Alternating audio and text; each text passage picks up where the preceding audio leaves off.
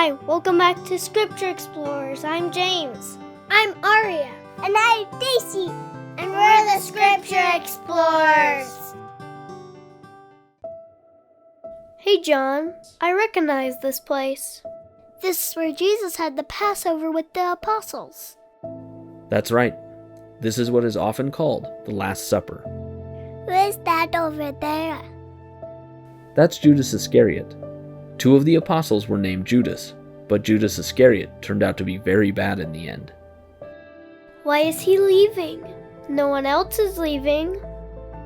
He is leaving to betray Jesus.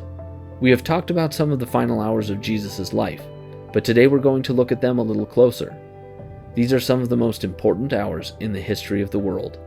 Jesus gathered us here not just for the Passover feast, but also for important teachings and to share with us some of the things we would need to know when he was no longer there with us. One of these important things was to teach us a new practice. He broke bread and shared wine with us. He told us these were symbols of his body and his blood. He was teaching you about the sacrament. We had no way to understand its significance at the time, but yes, he taught us to obey the commandments and to love others as he had loved us. At some time during all of this, Judas Iscariot left the room. He went to the leaders of the Jews, and for a few silver coins, he led them to Jesus. Why would he do that? We don't really understand why he did it, but it was part of God's plan that someone had to betray him into the hands of wicked men. But before they came for him, Jesus had something of infinite importance that he had to do. He led us to a grove of olive trees called the Garden of Gethsemane. Jesus separated himself from us and prayed. It was there that Jesus began to suffer for the sins of all men. He suffered alone as we slept, unaware of the sacrifice he was making. Jesus returned a short time later. That's when Judas arrived with many men, some of whom were armed. Judas gave a sign, and they seized Jesus and led him away. Where did they take him? He was taken to be put on trial by the Sanhedrin, a Jewish court overseen by a wicked man named Caiaphas. But what was he on trial for?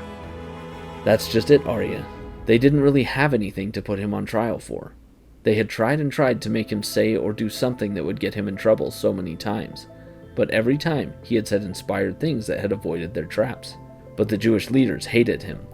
He allowed people to see their hypocrisy. In the end, they chose to find him guilty of many things, but the rulings were unfair and dishonest. During the trial, Peter watched a short distance away, staying with the servants. He was asked several times if he was one of the men who had been with Jesus. He denied knowing Jesus each time. The last time Peter heard a rooster crow, it was in this moment that he remembered that Jesus had prophesied that Peter would deny him before the rooster crowed. Peter was certain he would never deny Jesus, but as he heard the rooster crow, he saw Jesus standing alone in the hands of wicked men.